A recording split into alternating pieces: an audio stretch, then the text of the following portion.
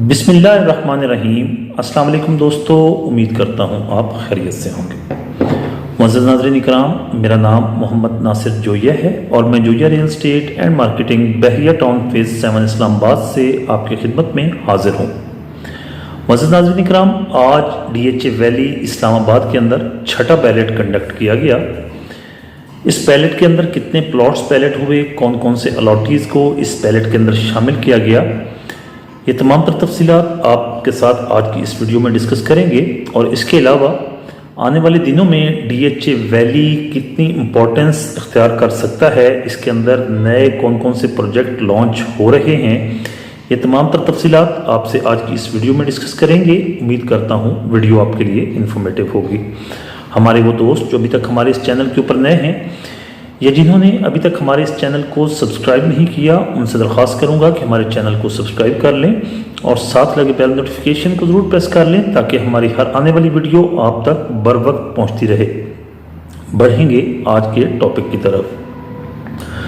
मुअज़्ज़ज़ नाज़रीन इकराम, आज DHA valley Islamabad के अंदर सुबह 11 बजे बैलेट कंडक्ट किया गया था, जिसके अंदर तकरीबन टोटल 2920 प्लॉट्स को बैलेट किया गया है। इन 2920 प्लॉट्स में से 2762 प्लॉट जो हैं ये रेजिडेंशियल कैटेगरी के प्लॉट्स हैं, 161 प्लॉट कमर्शियल कैटेगरी के हैं। अगर हम 5 मरला प्लॉट्स की बात करें तो 5 मरला के टोटल प्लॉट्स 1957 प्लॉट हैं, जबकि 8 मरला के जो रेजिडेंशियल प्लॉट हैं उनकी तादाद 805 है। इसी तरह कमर्शियल जो थे, 4 मरला के जो कमर्शियल हैं वो 66 कमर्शियल बैलेट किए गए हैं और 8 मरला के जो कमर्शियल हैं वो 95 प्लॉट बैलेट किए गए हैं। जो बैलेट का क्राइटेरिया था उनके अंदर बुनियादी तौर पर senior citizens, legal heirs, widows और डिसेबल अफराद जो थे, जो माजूर हैं, उनको शामिल किया गया था। इस बैलेट के अंदर तमाम के तमाम फर्स्ट अलॉटीज़ शामिल किए गए हैं। इसके बैलेट के अंदर कोई ओपन फाइल शामिल नहीं की गई। और रेजिडेंशियल बैलेट की अगर बात करें तो रेजिडेंशियल बैलेट के अंदर तमाम के तमाम फर्स्ट अलॉटी शामिल किए गए हैं, जबकि कमर्शियल बैलेट के अंदर ट्रांसफ़र फाइल्स शामिल की गई हैं। ओपन फाइल किसी भी बैलेट के अंदर इंक्लूड नहीं की गई। इस बैलेट के बाद DHA वैली मैनेजमेंट के मुताबिक तमाम कमर्शियल प्लॉट्स जिनका बैलेट DHA वैली ने करना था वो कंप्लीट हो चुका है। 100% कमर्शियल कंप्लीट हो चुके हैं, उनका बैलेट कंप्लीट हो चुका है, जिनका रिकॉर्ड DHA मैनेजमेंट के पास मौजूद है। अगर अभी भी कुछ ऐसे कमर्शियल हैं जो ओपन हैं तो जब तक वो ट्रांसफ़र नहीं होंगे उनका बैलेट पॉसिबल नहीं है। DHA मैनेजमेंट ने ये भी बताया कि इस बैलेट के अंदर हमने कोई ट्रांसफ़र फाइल, कोई सेकंड अलॉटी या कोई ओपन फाइल हमने इंक्लूड नहीं की।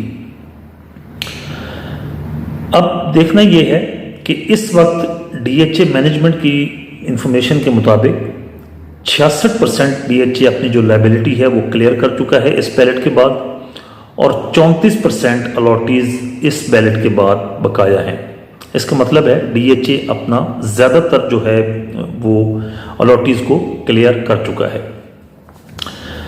अगर इस बैलेट की एक और ख़ास बात अगर देखी जाए तो ये बैलेट जो मेजर जनरल नवीद सफ्दर साहब हैं उनका DHA वैली में एज हेड उनका ये आखिरी बैलेट था, और इस बैलेट के बाद जो आने वाला बैलेट होगा वो DHA वैली के नए हेड होंगे जो बैलेट करेंगे। आज की जो उनकी तकरीर थी वो एक किस्म की फेयरवेल स्पीच थी और उसमें उन्होंने तमाम लोगों का शुक्रिया अदा किया। उन्होंने कहा कि आप लोगों ने काफ़ी मेरे साथ कोऑपरेट किया। और एक बात जो यहाँ पर मैं ऐड करना चाहता हूँ, ये DHA वैली का अगर आप देखें तो सुनहरी तरीन टाइम दौर था, क्योंकि इस दौर के अंदर ज़्यादातर जो फाइल होल्डर्स थे वो अफेक्टीज से अलॉटीज़ बन गए, क्योंकि जब 2019-2018 का टाइम था तो उस वक्त तमाम के तमाम लोग अफेक्टीज थे। उस टाइम 10-11 साल गुजर चुके थे, लेकिन किसी को प्लॉट नंबर का पता ही नहीं था। तमाम की तमाम फाइलें नॉन बैलेट थीं। लेकिन इनके आने के बाद 6 बैलेट जो कंडक्ट किए गए, इसके अंदर ज़्यादातर लोग अफेक्टीज से अलॉटीज़ बन गए। यकीनन इसके अंदर जो अलॉटीज़ हैं उनका भी एक बहुत बड़ा कंट्रीब्यूशन है, उन्होंने भी बहुत ज़्यादा सफ़र किया है। लेकिन इस प्रोजेक्ट का जो बेड़ा मेजर जनरल नवीद सफदर साहब ने उठाया था, उसको इन्होंने किसी न किसी किनारे ज़रूर लगा दिया है। अभी भी एक अच्छा खासी नंबर जो है अफेक्टीज़ की, वो अभी भी बकाया है।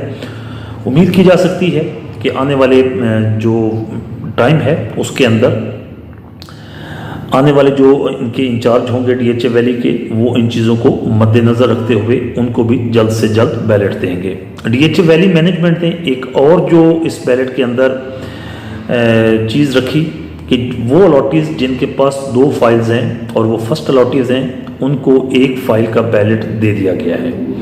और वो अलॉटीज़ जिनके पास 2 या 2 से ज़्यादा 4 या 4 से ज़्यादा फाइल एक अलॉटी के नाम पर है, उनको 2 फाइल्स का बैलेट दे दिया गया है। बाकी मानदा जो फाइलें हैं उनका भी बैलेट उनको आने वाले टाइम में दे दिया जाएगा। मेजर जनरल नवीद सफदर साहब ने अपनी स्पीच के अंदर एक बात की तरफ इशारा किया, जो कि यकीनन जिससे जाहिर होता है कि डीएचए वैली जो आने वाले वक्त में इसका जो मुस्तकबिल है वो काफ़ी रोशन है। मेजर जनरल नवीद सफदर साहब ने फरमाया कि एक तो जो डोचा डैम है उसकी कंस्ट्रक्शन इस वक्त स्टार्ट हो चुकी है। वो कह रहे थे कि हमारी कोशिश थी कि ये मेरे टेन्योर के अंदर ही कंप्लीट हो जाए, लेकिन कंप्लीट ना हो सका। इस वक्त उसके ऊपर काम हो रहा है और उसकी कंस्ट्रक्शन बहुत तेज़ी से चल रही है। तो आने वाले वक्त में जब ये डैम कंस्ट्रक्ट हो जाएगा तो यकीनन डीएचए वैली के लिए पानी के जो मसाइल हैं वो भी हल हो जाएंगे। इसके अलावा उन्होंने कहा कि हमने सेक्टर रोज़ और सेक्टर मैग्नोलिया के पास मज़ीद लैंड की परचेजिंग की है।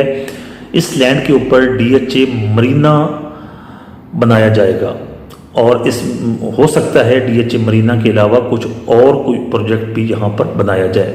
अगर ये प्रोजेक्ट डेवलप किए जाएंगे तो यकीनन इसके अंदर 5 मरला और 8 मरला की कटिंग के प्लॉट्स नहीं होंगे। आने वाले दिनों में आप ये देख सकते हैं कि हो सकता है डीएचए वैली के अंदर जो डीएचए मरीना के नाम से प्रोजेक्ट लॉन्च किया जाए, उसके अंदर कनाल और 2 कनाल की कटिंग के प्लॉट्स रखे जाएं। और ये यकीनन होगा, क्योंकि डीएचए का इस्लामाबाद के अंदर कोई भी एक ऐसा फेज़ नहीं है कि जिसके अंदर सिर्फ 5 मरला और 8 मरला की कटिंग हो, एक्सेप्ट डीएचए फेज़ 7 जिसको हम डीएचए वैली कहते हैं।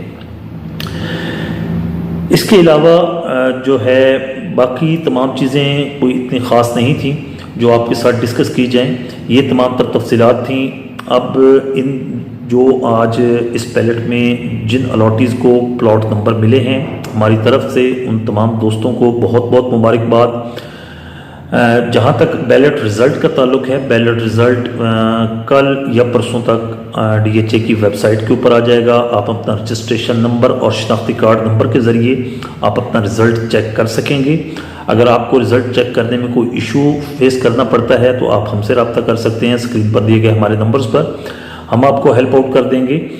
और इस बैलेट के बाद अब मेरी ज़ाती असेसमेंट के मुताबिक जो ओपन फाइल्स हैं उनकी कीमतें मज़ीद कम होने के चांसेस हैं। उसकी बुनियादी वजह यह है कि डीएचए ने बिल्कुल क्रिस्टल क्लियर कह दिया है कि हम ओपन फाइल्स वालों को बैलेट के अंदर उस वक्त तक शामिल नहीं करेंगे जब तक ट्रांसफ़र फाइल्स हमारे पास मौजूद हैं, और ट्रांसफ़र फाइल्स वालों को उस वक्त तक शामिल नहीं करेंगे जब तक फर्स्ट अलॉटीज़ को हम बैलेट नहीं देते।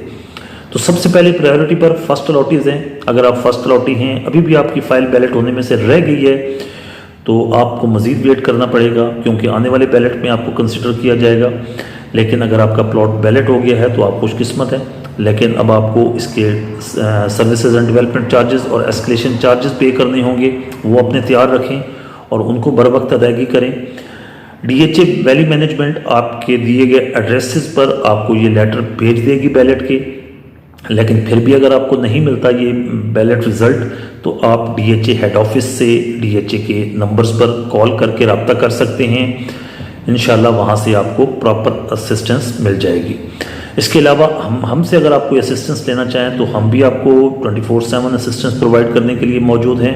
अगर आप कोई प्लॉट सेल करना चाहते हैं, कोई फाइल परचेज करना चाहते हैं, कोई फाइल सेल करना चाहते हैं, ओपन है या ट्रांसफ़र है, कोई भी फाइल है सेल परचेज करना चाहते हैं, तो आप स्क्रीन पर दिए गए हमारे नंबर्स पर हमसे रब्ता कर सकते हैं। इंशाल्लाह हम पूरी कोशिश करेंगे कि आपको बेहतर से बेहतर सर्विसेज फराहम करें।